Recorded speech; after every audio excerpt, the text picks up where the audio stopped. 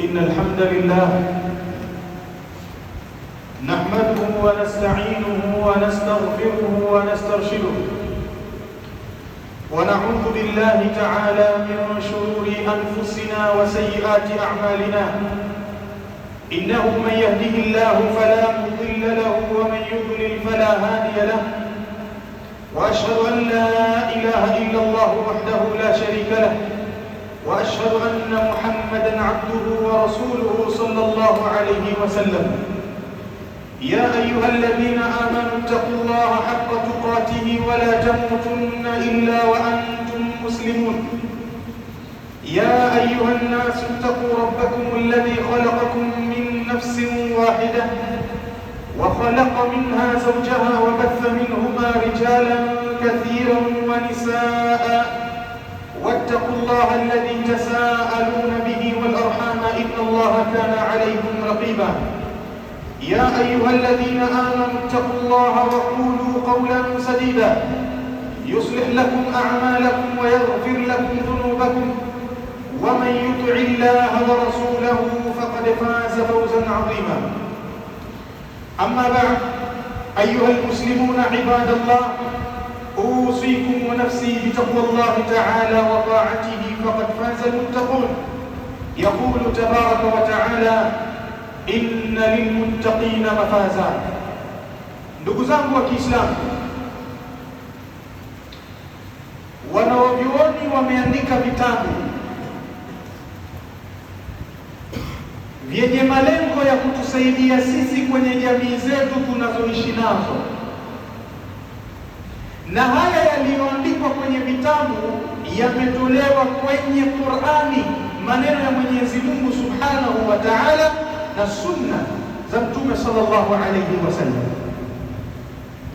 Hivyo itathibiti yale maneno aliyoyataja Mungu kumwambia Adam alayhi salatu wassalam siku ile alipomkosea Mungu kwa kulila lile tunda alilokatazwa na Mungu, usilile tunda hili, akalila, yakatokea yaliyotokea.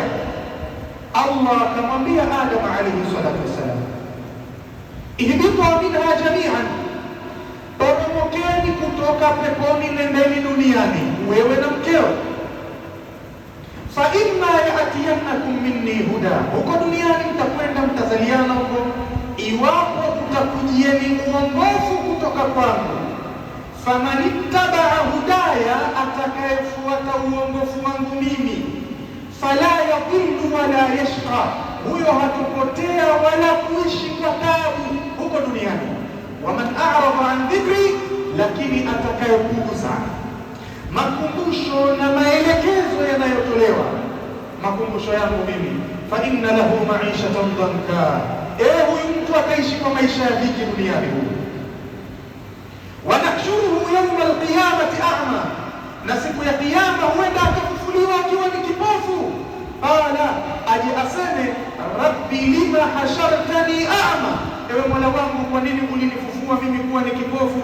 Wa qad kuntu basira, na mimi nilikuwa naona duniani mimi. Qala, Allah ajibu kumwambia, kadhalika atatka ayatuna, vivyo hivyo zilikujia wewe aya zetu huko duniani. Fanasitaha, ukapuuza. Wa kadhalika alyawma tunsa, na wewe leo unapuuzwa vile vile. Hivyo msingi ni kuwa zikitujia aya, mafundisho ya Mwenyezi Mungu tusipuuze, ili yasitukute maisha ya dhiki hapa duniani, na mbele ya Allah tukakutana naye hali ya kuwa salama. Wakasema wanawavyuoni, laqad ana alislamu binidhami al-usrati, hakika imetilia umuhimu sana dini yetu ya Kiislamu kuhusiana na nidhamu ya familia.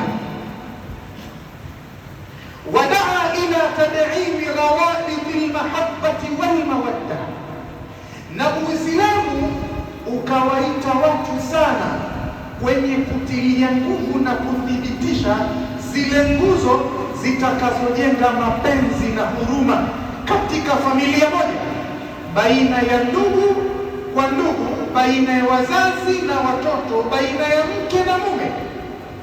zile nguzo zote zitakazojenga mapenzi baina yao na kushikamana, Uislamu umeita kwa nguvu watu waendee mambo hayo, baina zawjaini, baina ya mke na mume, wal abai, na wazazi vile vile, wal ikhwati, na ndugu na jamaa vile vile.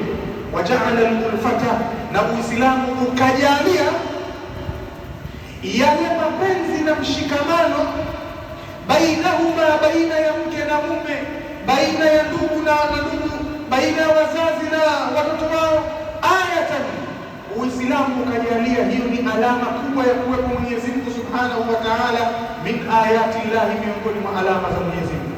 Yani Allah anatutaka tuangalie vile alivyojalia mapenzi na huruma baina ya mke na mume ndani ya ndoa, tutambue kwamba huo ni mkubwa miongoni mwa sehemu za ukubwa wake.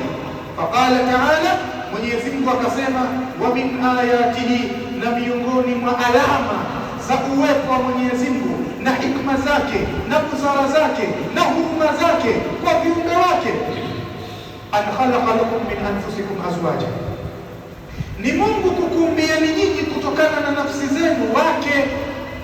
Mke utakayemuoa awe binadamu kama wewe, asiwe jinsia nyingine, kwamba imealikwa harusi, ndooni harusini, njoni. Anayekwenda kuoa anakwenda kuoa jinsia ya mnyama, ima ng'ombe au punda au mbuzi au nguruwe au kuku, anakwenda kuoa kuku. Nimekubali, nani mkewe? Punda. Haielekei. Iwe mkewe ni mtu kama yeye. Min anfusikum azwajan litaskunu ilaiha, ili mwende mukatulizane kule kwa wale wake zenu, ukirudi mupate tulivu. Wajaala, na Mwenyezi Mungu akajalia, bainakum mawaddatan wa rahmatan, baina yenu kuwe na mapenzi, kuwe na huruma.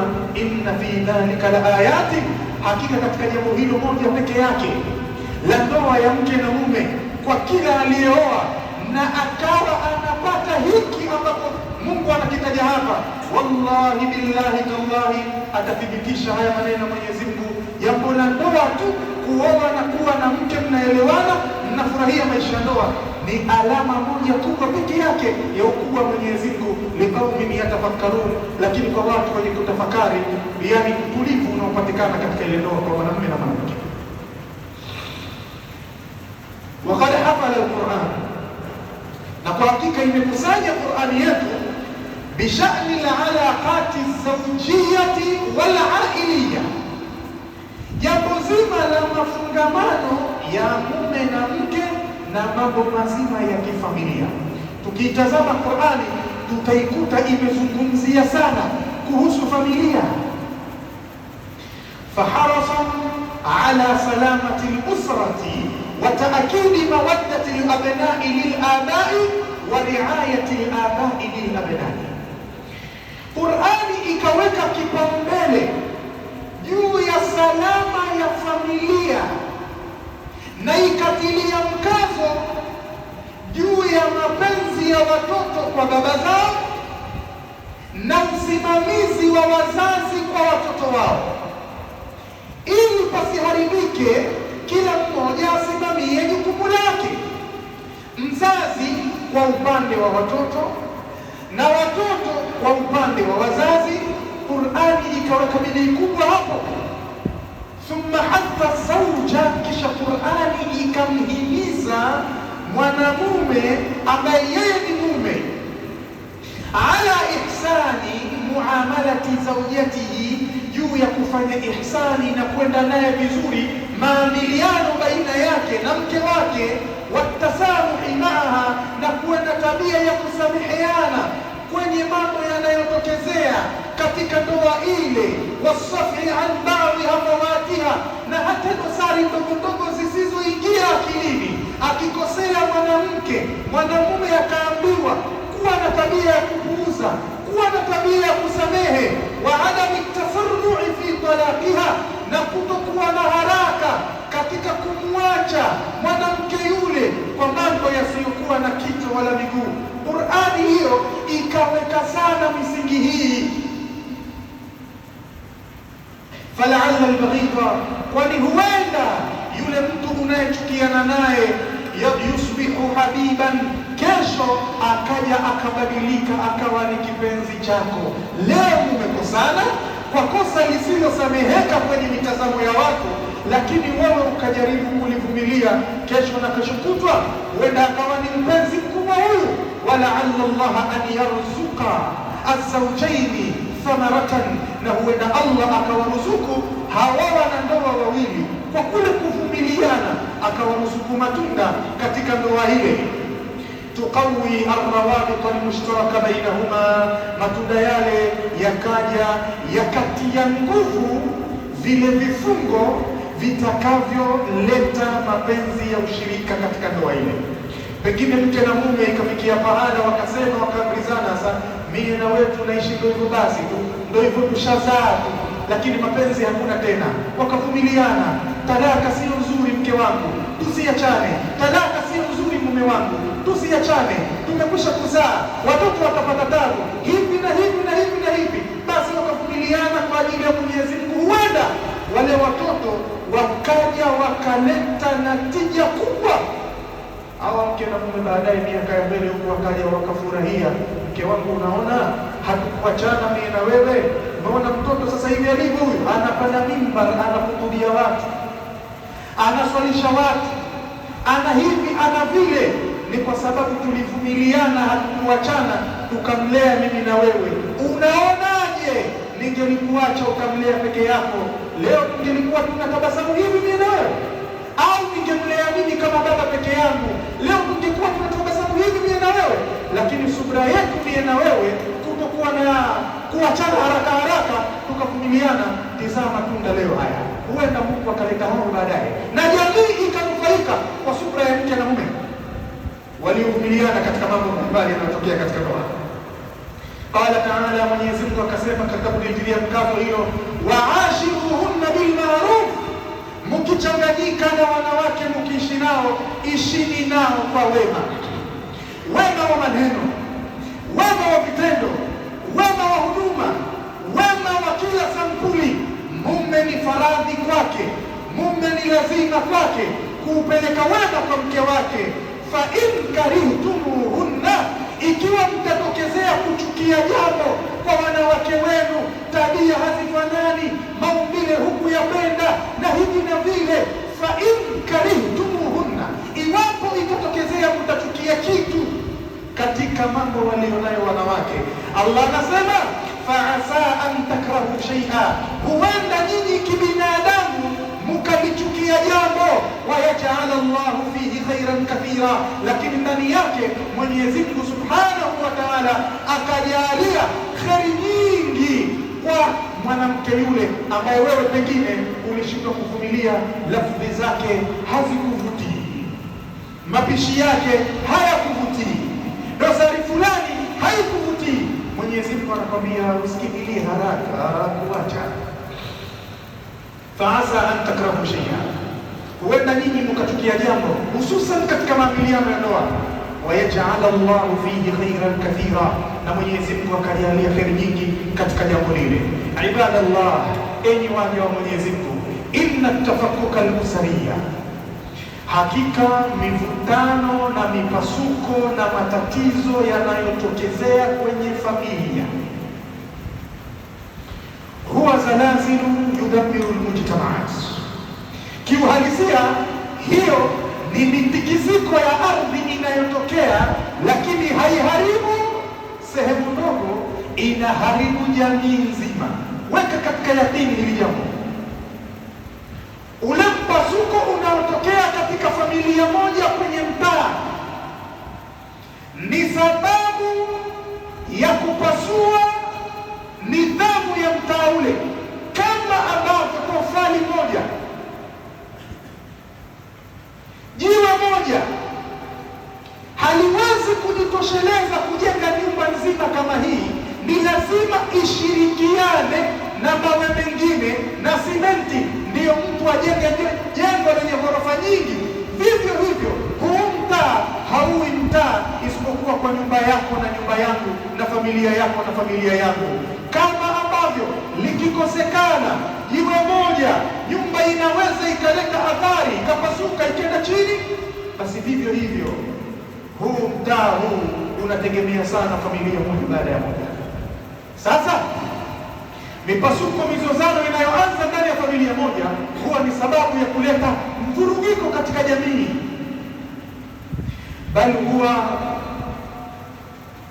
tufani, bali wanasema hayo ni sawasawa na mafuriko, yaghriqu as-saghira wal-kabira, mafuriko ambayo yatamzamisha na kumteketeza mkubwa na mdogo ndani ya familia, na wakati mwingine nje ya familia watadhurika watu kwa sababu ya mpasuko fulani uliotokezea ndani ya familia fulani, na watu wakashindwa kutumia busara ya kurekebisha mpasuko ule. Ni mafuriko yanayoweza kuzamisha wakubwa na wadogo katika jamii. Lihadha, kwa ajili hiyo, yajibu alaina, inawajibika juu yetu sisi kama Waislamu, jamii za Kiislamu na wasiokuwa Waislamu, hebu wajaribu kwa busara ya dakika chache tu, hebu tusikize wanasemaje Waislamu. Huenda ikawa hata matatizo walionayo katika nyumba zao watatoa tiba kwa Uislamu. Inawajibika juu yetu sisi sote an na'mala ala ilaji hadhihi aldhahirati alkhatira, kukimbilia haraka kutibu haya mabalaa yanayotokezea katika familia zetu, mabalaa ya hatari, allati tuhaddidu qiyam al-ummati, matatizo na mabalaa ambayo yanatishia haraka sana kuvuruga kile kiini na thamani ya umma na jamii inayotuzunguka. Mpasuko unaotokea kwenye familia ni tishio. Usione wewe mimi nagombana na mke wangu, mimi sielewani na mke wangu, ukatumulia macho ukaona ni jambo la kawaida. Fikiria vizuri, inawezekana ugomvi huu wa rafiki yangu na mke wangu ukasababisha wakaachana. Wakiachana hawa watoto watapata tabu katika kulelewa. Miaka 5 mbele mtoto huyu ataparamia kwenye ukuta wa nyumba yangu aje afanye wizi kwangu mimi. Mimi nilikuwa na uwezo wa kumwambia baba yake na mama yake, hebu rekebisheni huu ugomvi wenu, msiachane, twendeni hivi na hivi. Mimi nilikuwa na uwezo huo, sikuteka yale majukumu yangu ninayostakiwa kuyachukua, nikaacha vile vile, nikaona lile lao ni lao, halinihusu mimi. Kesho na kesho kutwa mtoto yule anakuja kunila roho mimi, kisha tuje tuseme baba yake fulani huyu, na ilikuwa tuna uwezo wa haraka kuziba ule ufa tunaouona unakwenda kutokezea katika familia ile. Leo mtoto huyu amekuja kuwa ni mharibifu, ana tabia ya kulawiti watoto wa kiume, hadi amkamate mtoto wa nyumba ile, jirani wa nyumba ile, mtoto wa kiume amlawiti, mharibu. Baba wa mtoto aliyeharibiwa aliona mpasuko unapoanza katika familia, mmongonyoko wa maadili katika familia ile, na alikuwa na uwezo wa kutoa nasaha na asitoe nasaha. Angalia kwamba familia ikitokezea na mtikisiko, maharibiko ndani yake, ni tishio la kuja kuangamiza nyumba zinazozunguka pale katika jamii. Tishio kila mmoja achukua majukumu yake. Sasa tuje katika kikao, baada ya kikao kifupi tuje tuanze kuona miongoni mwa sababu za msingi sana, nyingi mno. Maisha ni mengi na jamii zimetofautiana, jamii za Kiswahili, jamii za Waarabu, jamii za nani zimetofautiana, lakini kimsingi kuna mambo huwa ni sababu za kupasua familia zetu, na Uislamu umetuelekeza vipi katika kutibu mambo kama hayo. Aqulu ma tasma'un wa astaghfirullah li wa lakum wa li jami'il muslimina wal muslimat wal mu'minina wal mu'minat fastaghfiruhu fa ya fawza al mustaghfirin wa ya najata at taibin. Ud'u Allah wa antum muqinun bil ijabah.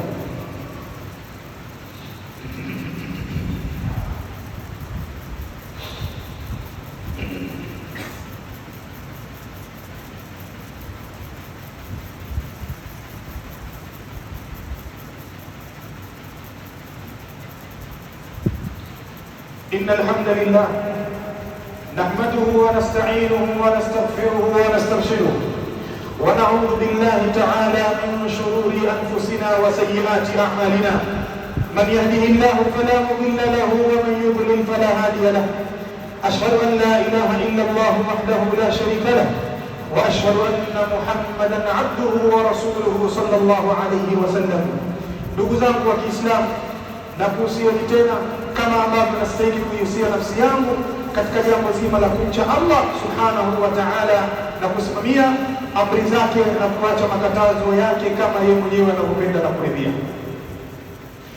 Jambo la kwanza katika mambo ambayo ni sababu kubwa ya kupasua familia zetu, atadakhul al-khariji fi shu'uni al-usrati wa naqli al-kalami ala wajhi al-ifsad. Ni familia moja katika familia zetu itakapotoa nafasi kuingiza